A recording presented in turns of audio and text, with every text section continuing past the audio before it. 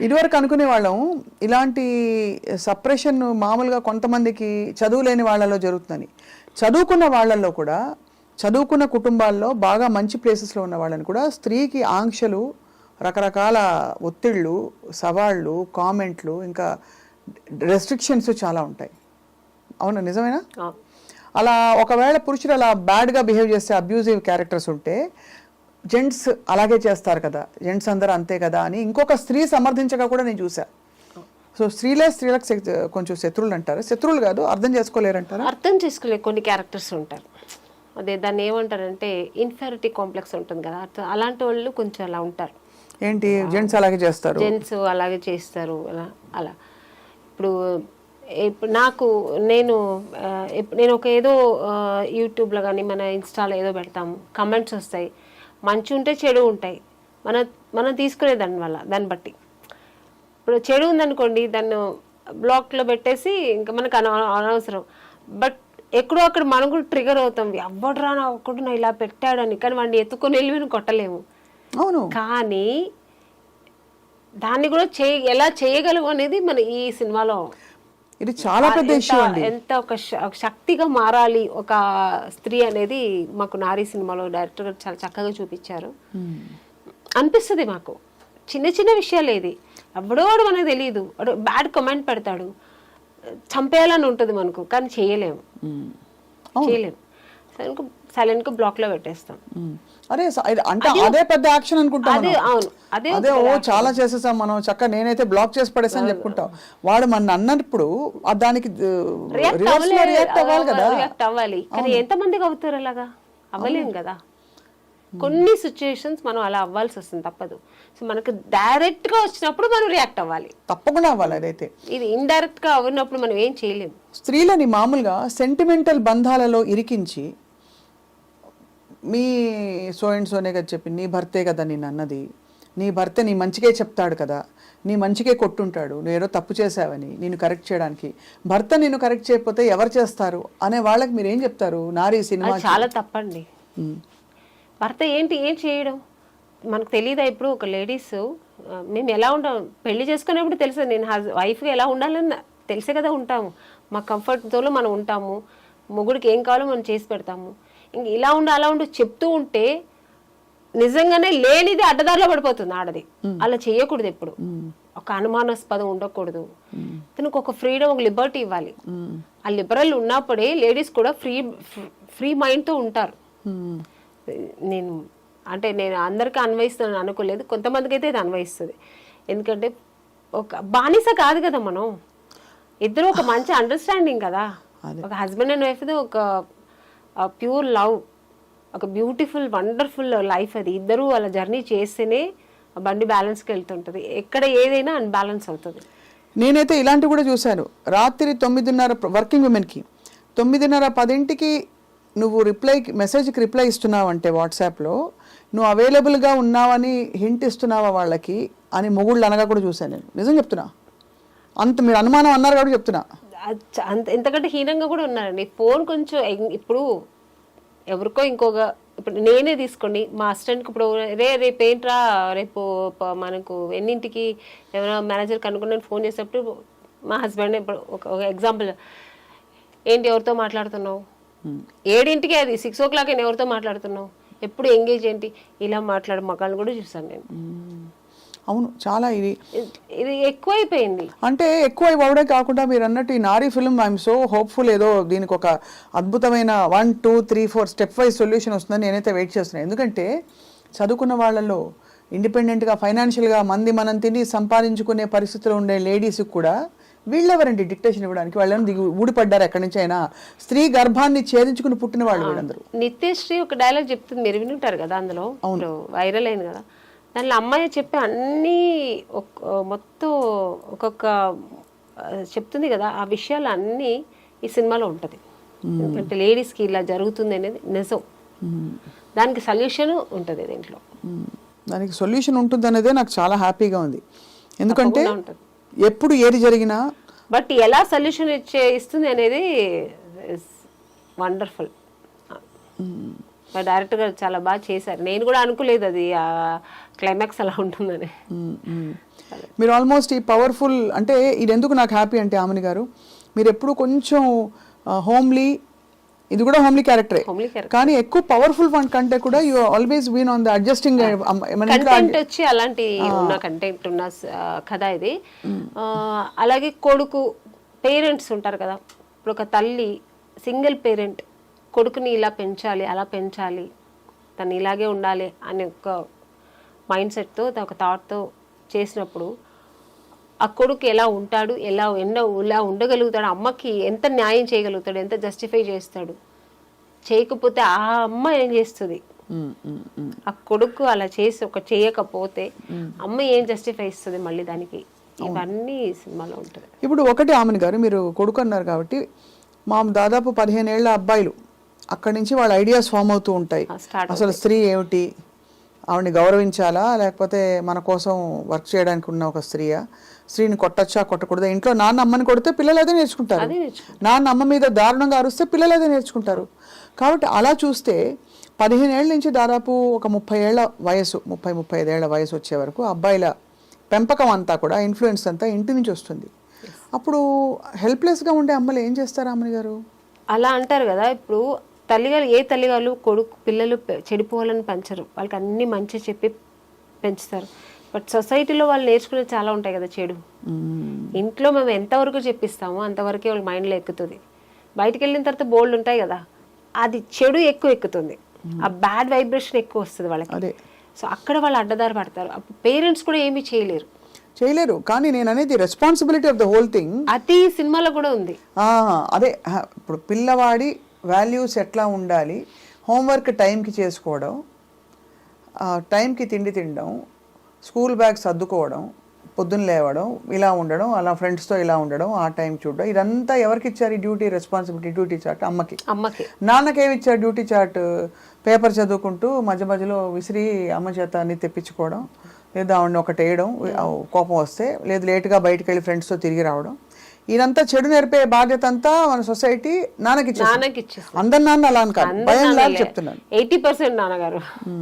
So ఇక్కడ మీరు ఈ క్యారెక్టర్ ద్వారా ఈ నారి సినిమాలో కూడా ఆల్మోస్ట్ అలాగే ఉంటది.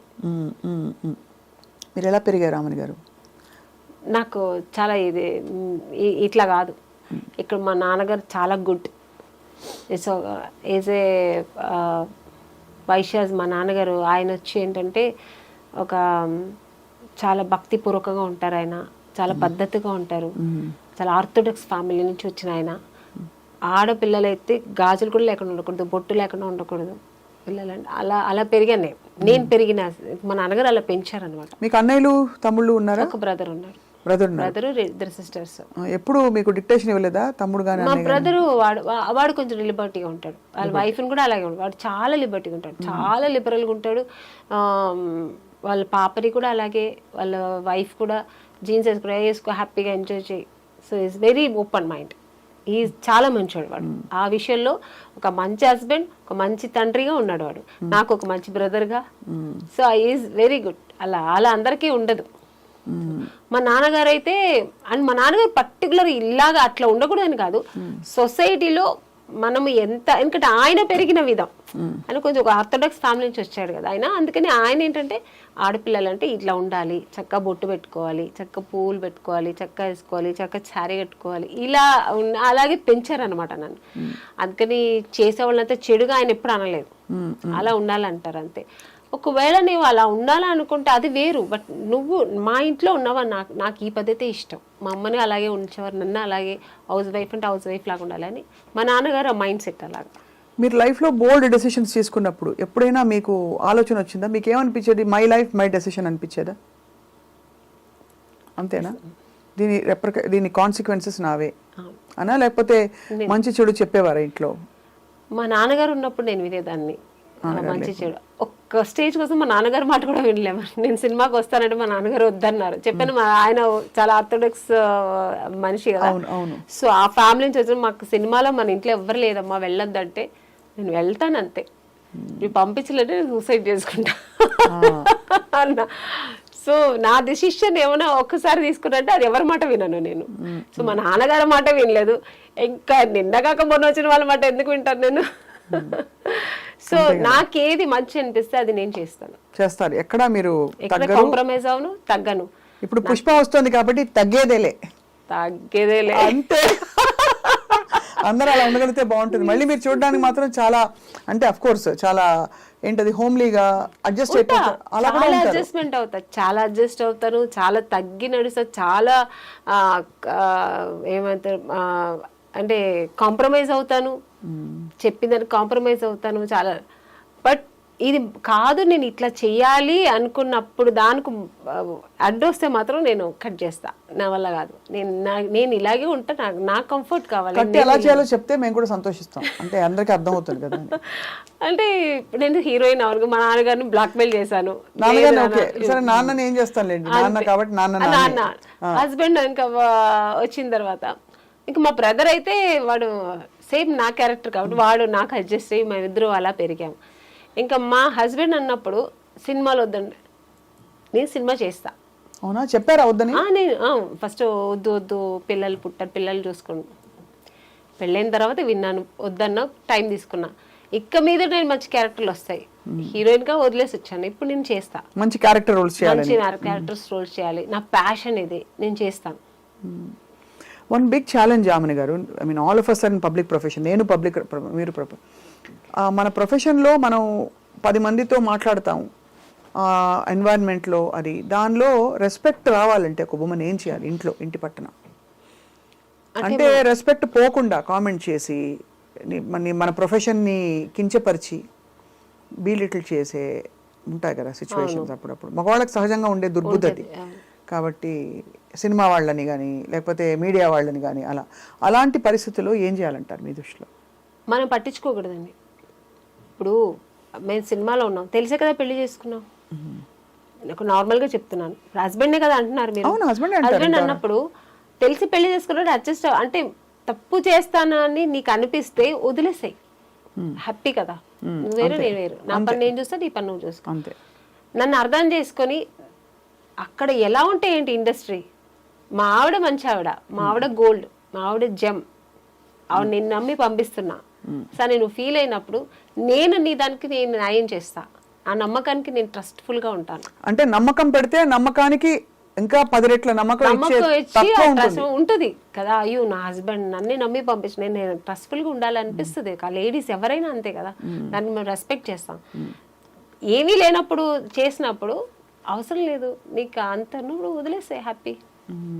నీకు నా నమ్మకం లేనప్పుడు వద్దు, నీకు ఆ ఇరిటేషన్ ఉన్నప్పుడు వద్దని చెప్పండి, better go walk your own path అంటారు. అంతే, it's better to make your own. నాకైతే అంతే అనిపిస్తుంది. ఎందుకంటే ఇప్పుడు మేము ఇంత ఒక మంచి జాబ్ వదులుకొని, మంచి పేరు ప్రతిష్టలు వదులుకొని, ఇంత మంచి ఒక ఫీల్డ్ వదులుకొని ఇంట్లో కూర్చోలేము. అమ్మో భయపడిపోయి ఓకే మీరు చెప్పేశారని అంత వద్దులేని అలా కూర్చుంటే అక్కడి నుంచి ఇంకోటి వస్తుంది. కరెక్టే కదా. అలాంటి మైండ్ సెట్ ఉన్న వాళ్ళు ఇంట్లో కూడా నెమ్మదిగా ఉండనివ్వరు. ఇప్పుడు గాజులు పగలగొట్టి ఇలా పెట్టి ఇలా పిస్తుంటే బ్లడ్ వస్తూనే ఉంటుంది, గాజులు కింద పడేస్తే హ్యాపీ కదా, అంతే దులిపేసుకుని పోవాలంటారు. అది మనం ఆ ధైర్యం ఆత్మస్థైర్యం మహిళకి రావాలి, ప్రతి అమ్మాయికి రావాలి. అది కూడా మా నారీ సినిమాలో చూపించారు డైరెక్ట్. నేనైతే వెయిటింగ్ చూడ్డానికి. అసలు ఈ సినిమాకి నేను మీరు నమ్మినా నమ్మకపోయినా ఎంత టాంటం చేస్తానంటే ఇక్కడ సూర్య గారు నవ్వుతున్నారు. సింగిల్ పేరెంట్ గా కొడుకుని ఎలా పెంచుతుంది అనేది నారీ సినిమాలో చూపించారు ఆయన. కొడుకు చేసే తప్పుల్ని తల్లి సరిదిద్దాలి సింగిల్ పేరెంట్ గా, ఎస్పెషల్లీ పడ్డ తల్లి అయితే తప్పకుండా సరిదిద్దేంత ఒక స్టేజ్ వరకు సరిదిద్దుతాం. అది దాన్ని లిమిట్స్ దాటి కూడా కొడుకు పోయాడినప్పుడు దానికి ఒక జస్టిఫై ఇస్తుంది జస్టిస్. అదే ఎందుకంటే షీ స్టాండ్స్ ఫర్ ధర్మం. స్త్రీకి తెలిసినంత ధర్మం అండి ఎవరికి నారీ సినిమాలో కాపాడుతుంది అన్నమాట. అంతే, ఆ ధర్మం అది అది అది అదే చెప్పినట్టు అమ్మవారు క్షమించిన అమ్మ క్షమించకూడదు అనేది డైరెక్టర్ సూర్య గారు చాలా బాగా చూపించారు ఈ సినిమాలో. ఇంకో చాలా పవర్ఫుల్ డైలాగ్ నేను విన్నాను, నాకు బ్యాక్ ఎండ్ మాట్లాడుకుంటూ ఉంటే, జస్ట్ 2 చుక్కల వీర్యం అంటే స్పర్మ్ డొనేట్ చేసేసిన వాడు పెద్ద తోపు తుర్ఖాన్లా ఫీల్ అయిపోయి బయట నాకు బిడ్డ పుట్టాడు అని చెప్పేసుకుంటారు బయట. 9 మాసాలు మోసే తల్లికి శారీరకంగా ఎన్ని కష్టాలు, అలాగే నెలసరి ప్రతి మంత్లీ లేడీస్ కే అండి, మేల్ కి ఏమి ఉండదు, జెంట్స్ కి ఏమి ఉండదు, మన ఉమెన్ కే ఉంటది అన్ని కష్టాలు. పుట్టిన దగ్గర నుంచి ఏజ్ అటెండ్ అయినప్పుడు ఆ కష్టాలు కూడా ఆ అమ్మాయికి.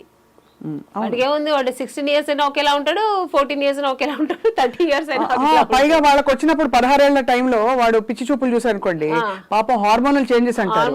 అమ్మాయిలకి హార్మోనల్ చేంజ్ ఉంటే పక్కింటి అబ్బాయిని చూస్తే వేసి కాళ్ళు ఎరగొట్టి పడతారు అంతే.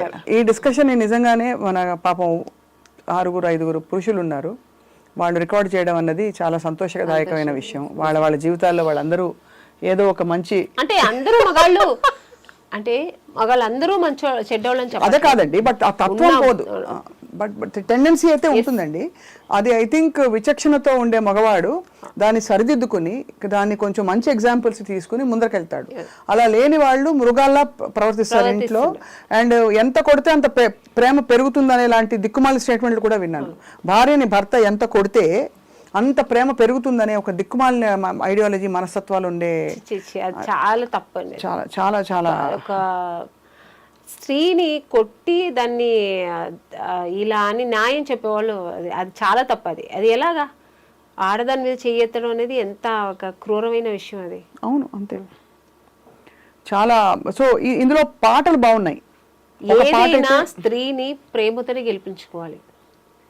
మీరు ఎక్కడ తిరుగుబడితే తను తిరుగుబడుతుంది. స్త్రీ నారీ సినిమాలో డైరెక్టర్ కూడా అదే కూడా చూపించారు. ప్రేమతో అబ్యూస్ చేసి మీరు చెప్పినట్లు ఆ వైఫ్ ఇప్పుడు స్త్రీని ఎంత నా వైఫ్ కదా, నేను చెప్పినట్టు నువ్వు వినాలి, నా కాళ్ళు నువ్వు అలా పడుండాలి అనేది ఆ మొగాడికి అది ఏం బుద్ధి చెప్తుంది అనేది చూపించారు అనమాట. చాలా చాలా బ్యూటిఫుల్ స్టోరీ లైన్ అండి. అందులో ఆ చిన్న పిల్ల వచ్చి నేను అబ్బాయిగా మారిపోతా, ఎందుకంటే అమ్మాయికి ఇన్ని ప్రాబ్లమ్స్ ఉన్నాయి, ఇక్కడ ఇలా ప్రాబ్లమ్, ఇక్కడ ఇలా ప్రాబ్లం, మళ్ళీ ఇలా ప్రాబ్లం అయినా కూడా అమ్మాయిలనే అందరు అంటారు. అలా అన్నప్పుడు ఈ నారి అనే క్యారెక్టర్, నా క్యారెక్టర్ ఉంది కదా అందులో, నారి అంటే అది జనరల్ గా నారి అని పెట్టారు టైటిల్ సూర్య గారు. నేను అక్కడ ఒక టీచర్, నా రోల్ దాంట్లో నా ఒక ప్రొఫెషనల్ వచ్చి ఒక దాంట్లో ఆ అమ్మాయి అలా అన్నప్పుడు అది మాత్రమే మీరు చూసారు. దాని తర్వాత ఆవిడ దానికి ఏమి ఇస్తుంది ఆన్సర్, ఎందుకు అలా ఉండాలి, మనం ఎందుకు మారాలి మగాడిగా, మన స్త్రీగా ఉండే దాన్ని ఎలా సాధించుకోవాలి అనేది తను చెప్తుంది అనమాట. ఆ తర్వాత అమ్మాయి కూడా రియలైజ్ అయ్యి దాన్ని ఫాలో అవుతుంది.